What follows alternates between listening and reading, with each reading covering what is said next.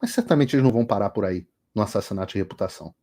Eu espero represálias mais severas, inclusive judiciais, em uma tentativa de me intimidar. Spoiler alerts, né? Alerta de spoiler. Não vai funcionar. Eu estou só começando. Eu vou deixar todos vocês nus e vocês só vão me parar a bala. Boa sorte com isso.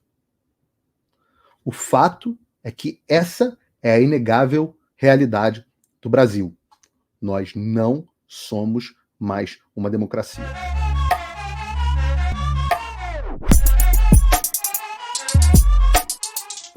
Vamos colocar aqui na tela, ó. Olha a notícia, que a notícia está no site do Paulo Figueiredo Show, essa aqui por enquanto está aberta, enquanto o site continua funcionando. Saiba quando Bolsonaro e Cid devem ser indiciados. Saiba quando Bolsonaro e Cid devem ser indiciados. Vejam o ridículo desse assunto. E vale ler aqui. O ex-presidente Jair Bolsonaro, é uma notícia curta. Ex-presidente Jair Bolsonaro e seu ajudante de ordens, Mauro Cid, estão previstos para serem indiciados ainda em março, no caso relacionado à falsificação de cartão de... Ou seja, os caras já estão previstos, nem terminaram a investigação, mas já está previsto que vai ser indiciado. A informação foi divulgada pelo jornal o Globo e posteriormente pela CNN. Conforme fontes ligadas à investigação, violação de sigilo funcional, crime, vazamento, não do jornalista que publica, mas da fonte da Polícia Federal que vazou que alguém vai ser indiciado. Olha o nível de galhofa. Esperam concluir o indiciamento durante a primeira quinzena desse mês, ou seja, nos próximos dias. A PF está conduzindo uma investigação. Você está conduzindo uma investigação? Como é que já decidiu que vai indiciar? Talvez seja porque já saibam o final do filme. Agora só tem que escrever o meio do roteiro. Associação criminosa para inserir falsos registros de vacina contra a Covid-19 no Ministério da Saúde. De acordo com as apurações, o tenente-coronel teria iniciado um esquema para criar um certificado contra a vacina de Covid-19. Não vou nem falar sobre se é uma boa ou uma má não ter tomado essa vacina, porque tem canais do YouTube que caem com esse tipo de coisa. Mauro Cid ficou detido, disse apenas que cumpriu ordens, isso aqui aqui não tem nenhuma relevância. A questão é, vai haver um indiciamento do Bolsonaro por um tema absolutamente ridículo e que jamais deveria estar tomando o tempo da Polícia Federal Brasileira. Tá faltando pedófilo para investigar a PF? Tá faltando traficante de drogas? Tá faltando tráfico humano? Não tem nada para investigar, não? Ora, o Departamento de Justiça americano concluiu que um narcoterrorista visita o Brasil habitualmente e vai ao palácio e é recebido pelo presidente Lula. Não tem nada para ser investigado aí, não? O Departamento de Justiça concluiu que há drogas sendo levadas pelo governo venezuelano para os Estados Unidos. Meio longe. O Brasil não tem droga da Venezuela passando pelo Brasil, não, Polícia Federal? Não, né? A Gestapo tem que ir atrás do Bolsonaro.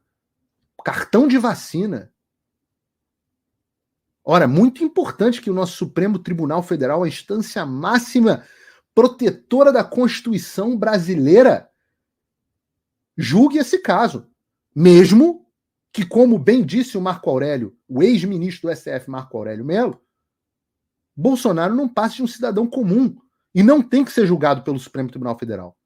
Ninguém ali deve ser julgado pelo Supremo Tribunal Federal, a não ser que essa seja uma exceção.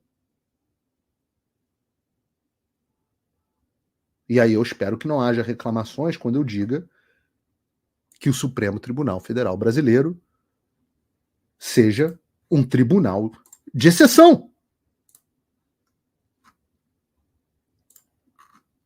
E isso não é novidade para ninguém. Todo mundo sabe que isso é ridículo. Todo mundo sabe que o que fizeram com o Felipe Martins é completamente absurdo. Inegavelmente absurdo, conforme eu apresentei no último programa. Todo mundo sabe que impediu o candidato mais popular do país de disputar as eleições por causa de reunião com embaixadores, prerrogativa dele, chefe do executivo, é completamente absurdo. No mínimo, desproporcional. Princípio da proporcionalidade, como dizem no direito. Todo mundo sabe que o caso da vacina é absurdo. Todo mundo sabe que o caso das joias é absurdo. Todo mundo sabe que o caso do suposto golpe é absurdo. Todo mundo sabe que tudo aquilo que o Silas Malafaia falou na manifestação é verdade. Ninguém mais acredita na viabilidade jurídica do que está acontecendo. Ora, tem meme no WhatsApp entre advogados, onde é a carinha do Xandão falando assim, juridicamente é inviável, mas dane-se, né? Não é dane-se que ele fala, é outra coisa. Até mesmo a esquerda sabe.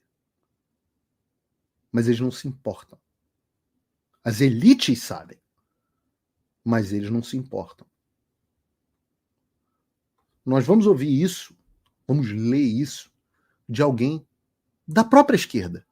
Eu puxei aqui uma thread do jornalista americano de esquerda, o mesmo que criou a Vaza Jato, divulgando as mensagens da Lava Jato, importantes mensagens da Lava Jato, e que, em última instância, acabaram contribuindo com a anulação dos julgamentos e as condenações do Lula, pelo menos num clima político nessa direção. O próprio Glenn Greenwald, de esquerda, diz o seguinte, palavras dele, não minhas. Ouve-se repetidamente, Glenn vive no Brasil, para quem não sabe, era casado com o deputado falecido do PSOL, o David Miranda, tem filhos brasileiros, fala português, conhece a cultura brasileira, e ele diz, ouve-se repetidamente a mesma coisa em todos os círculos da elite da esquerda ou centro, no Rio e em São Paulo. Ora, ele sabe porque são os círculos que ele frequenta. Ora, eu mesmo digo, esses são os círculos que eu frequento. E o que se ouve? As acusações de Moraes são extremas e perigosas, talvez até ilegais. Ora, esse consenso está se formando. Extremas e perigosas e talvez até ilegais. Mas a ameaça do bolsonarismo é tão grave que o autoritarismo não é só justificado, mas necessário também. E o Glenn explica as consequências desse raciocínio. Mas é importante entender que toda aquela construção sobre um suposto golpe que o Bolsonaro iria cometer, sobre as posturas autoritárias do Bolsonaro, carta pela democracia, tudo isso, toda essa campanha da imprensa, da velha mídia, que ainda é lida por boa parte das nossas elites, tudo isso foi construído apenas com esse objetivo. Todos esses temores, todas essas pechas, todas essas difamações, elas foram construídas com um propósito. E o propósito era justificar a ditadura e a truculência. Ora, vamos ouvir o que... E aí ele coloca aqui uma decisão da Folha, dizendo, a decisão de Alexandre de Moraes é afronta aos advogados, que nem na ditadura ocorreu, diz Mariz. Criminalista Antônio Mariz de Oliveira, considerado decano da advocacia, se insurge contra a proibição de que defensores investigados por golpe de Estado se comuniquem entre si. A OAB aciona a STF para reverter a decisão, e o Xandão acionou, e o Xandão virou e falou assim, não, é isso mesmo, eu já tinha falado isso em outras decisões, aceita que dói menos. O que o Glenn diz?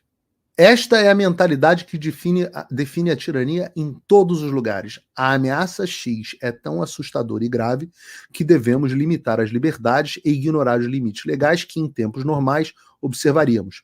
Poucos dizem isso publicamente, mas a maioria diz isso em particular. Ora, o Glenn está coberto de razão. Na vida existe um negócio chamado trade-off. O Thomas Sowell disse que na vida não existem soluções, apenas escolhas. Eu gosto muito dessa frase. E a escolha com a qual nós sempre nos deparamos é entre liberdade, a palavra que o Alexandre considera de extremistas, e segurança. E algumas sociedades, como a sociedade americana, favorecem a liberdade. Outras sociedades, como a sociedade, vou levar aqui a um extremo, da Coreia do Norte, favorecem a segurança. A maioria das sociedades está no meio do caminho. O que permite que os Estados Unidos sejam a terra da liberdade é o fato de que os Estados Unidos até vivem em uma condição naturalmente segura, protegida até pela geografia de agressores do exterior. É um trade-off, é uma escolha. Por outro lado, a segurança em alguns estados, por exemplo, como Israel, que vive cercado de ameaças por todos os lados, a liberdade não pode ser tão grande.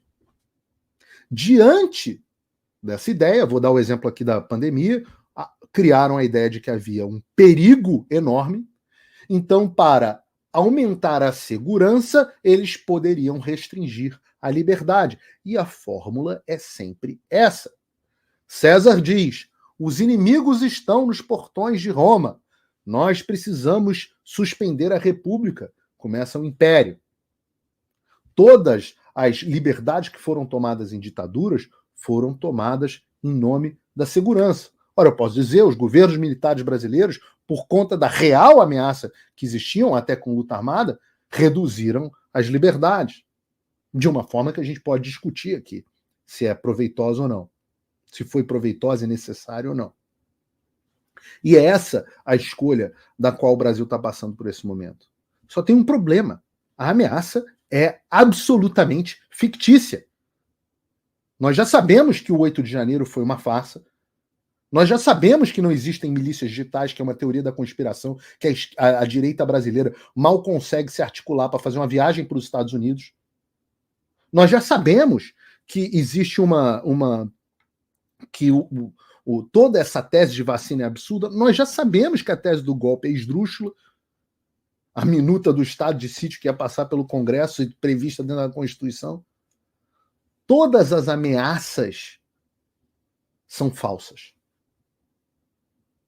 Todas as ameaças para justificar isso que está acontecendo são absolutamente esdrúxulas.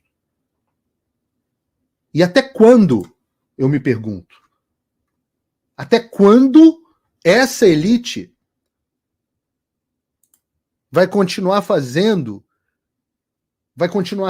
imaginando que a ameaça fictícia do bolsonarismo, essa elite que frequenta o Glenn, até quando eles vão continuar achando que a ameaça fictícia do bolsonarismo é mais perigosa do que a ameaça real do alexandrismo? Eu sou um otimista. Eu acho que vai chegar uma hora que pode ser que eles percebam que a ameaça da ditadura do judiciário é maior do que qualquer ameaça de ditadura do executivo. Ainda mais uma fictícia.